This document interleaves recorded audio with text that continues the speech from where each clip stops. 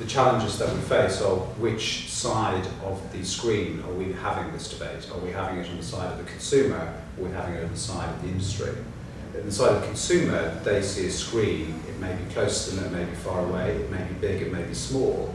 The technology that's used to deliver the content to them is secondary. The content that they're consuming is primary.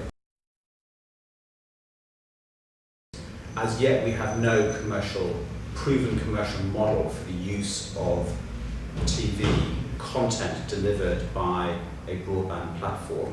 And in fact, I was at a London Business School conference earlier this year, a media conference, where they estimate that the UK advertising budget needs to grow by 9 times in order to be able to fund all of the free content that we're currently being promised. As television advertising no longer has to do every single job that the advertiser and brand requires it to do, it's actually being freed up. And so suddenly, television advertising, rather than being the beginning, middle and end of every single piece of communication, because that's the only chance you're going to get to talk to the consumer, it's actually much more of an invitation to start a conversation with the consumer. And I think that we need to break away from the idea that we get one chance and that consumers only take one chance into moving into this is the start of a dialogue, it's the start of a conversation. So I think that we will see the two sitting side by side. I think they do different jobs, so will one replace the other? No. We just need to become more intelligent about how we deploy that relationship. I think the 30-second spot is used as an easy win for bashing what advertising has failed to do, which might be to be evolving.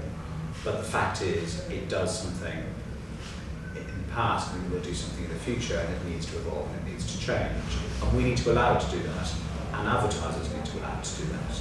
So a lot of the systems and inherent models that exist, both from an evaluation and planning perspective, need to change, because if your ad is not doing everything, it's only doing part of it, then how do you balance that out from a marketing investment perspective? We're comparing an established and a new industry.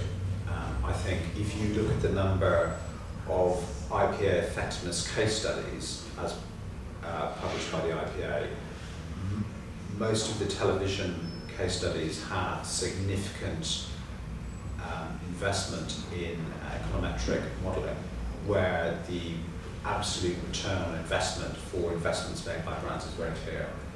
I have yet to see a similarly rigorous case study written for just online platforms. I think that the digital industry has a lot to learn from the more established advertising market on how you go about creating and evaluating investments.